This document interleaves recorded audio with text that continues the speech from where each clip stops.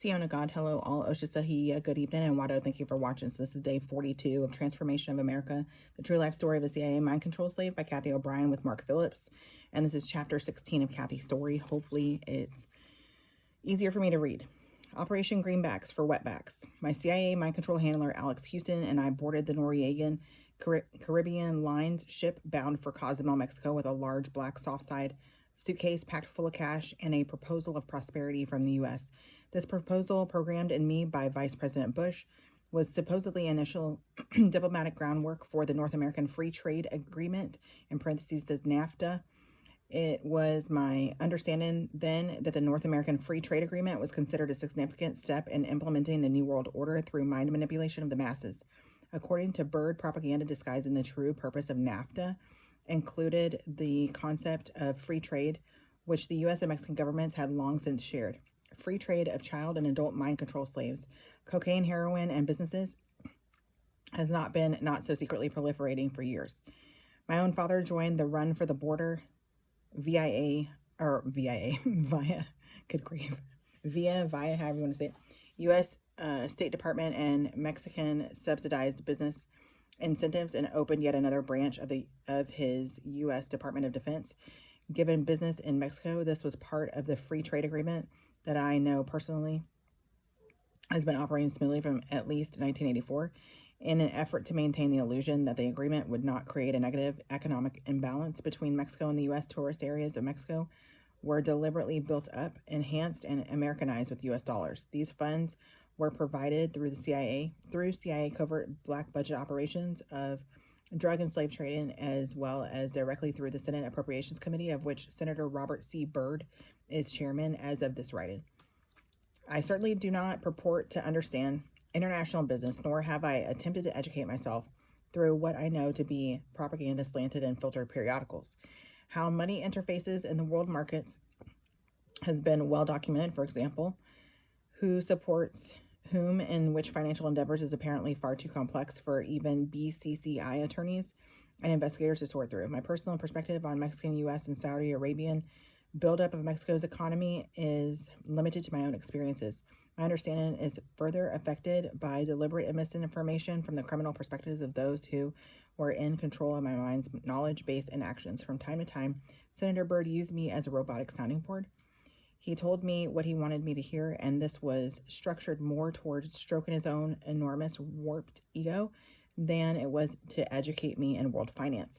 Senator Byrd claimed the money game is simply a game of control and lives by his adopted golden rule of he who holds the gold makes the rules.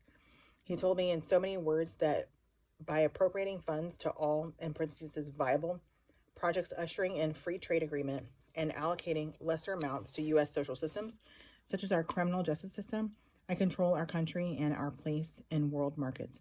All the world is a stage and I own the theater. You can bank on it.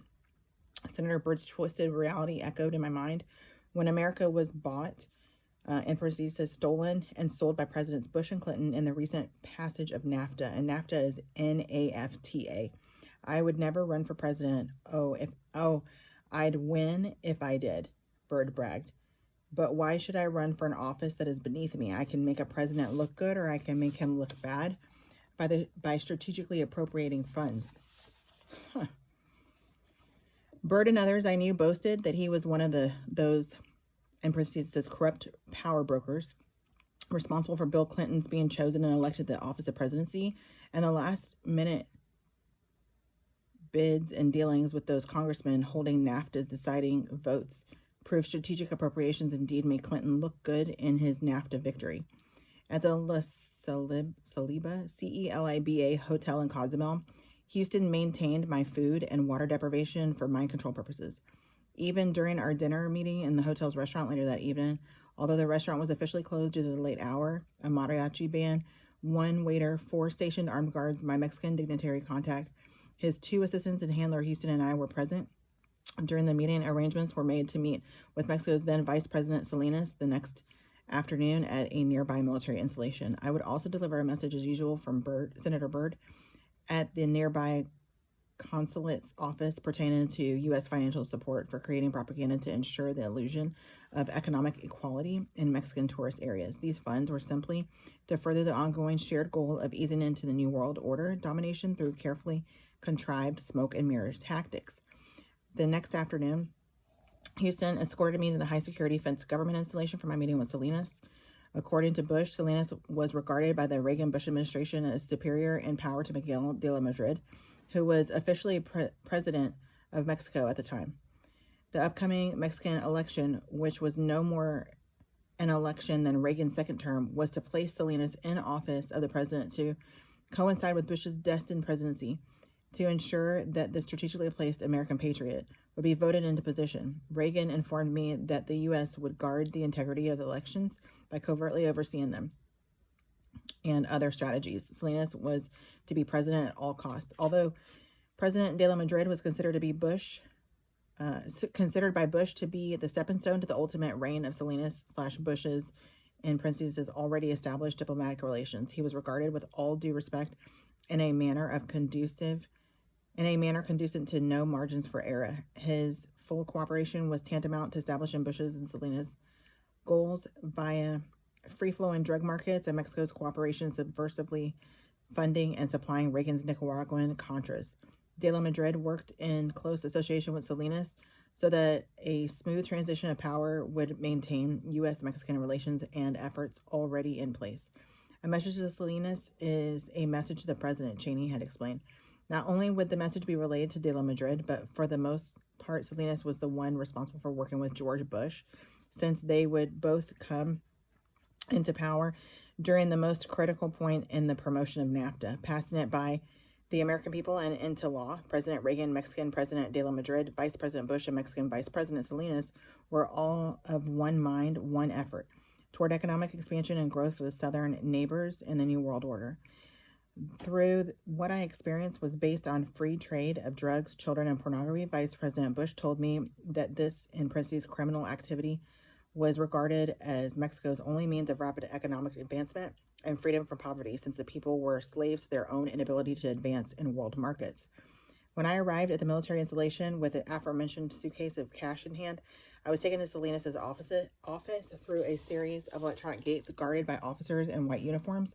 Salinas sat at his desk, which was small and functional, i.e. military issues, set on a highly polished wooden floor in a vast room virtually void of decor and personal effects. This created an air of military practicality. I set the suitcase in front of Salinas and began relaying the message I had been programmed to deliver. I have a message from the Vice President of the United States of America to our neighbors in Mexico. America is willing to share its wealth through a trade agreement with Mexico. We'll trade our cash for control over Mexico's cocaine and heroin production. By controlling your drug industry, we can open the border between our countries to allow a free flow of cocaine and heroin in the U.S., bought and paid for in the American dollars to build Mexico. Eventually, this could dissolve the border between our countries altogether as Mexico's economy grows to match ours. If we begin today, this dream could be realized by the turn of the century. Sharing the same continent, sharing the same wealth. Why? The drug industry already dictates what the Mexican government can or cannot do. By giving the U.S. control of your drug industry, Mexico regains control over our government. Reestablished power backed by U.S. dollars will bring Mexico on an economic par with America. We can begin by spreading the word through the, in parentheses, drug cartels that the U.S. is covertly willing to open the borders to free drug trade by making agents available to show you the passage and routes through which the drugs are to be delivered. Only U.S. agents can bring Mexican heroin and South American cocaine across the border, and likewise they will bring the cash in. Explain to those select few who control the drug empires that the cruise line, in parentheses NCL, agreement is going into mass expansion, tearing down the border between our countries, enough to allow for as many drugs to come in as Mexico can deal out. When do we begin? Immediately. Cash is at hand. In brackets as I gesture towards the suitcase which Salinas unzipped to find full of cash. Deliver whatever amount of brown heroin you have at hand as a means of confirmation to the agreement. Keep the change as a token of the change and good fortune that has befallen Mexico from its neighbor and nation. So we'll end it there. Donde go honey kagay we and a good chanaske till we meet again. Love you, mean it.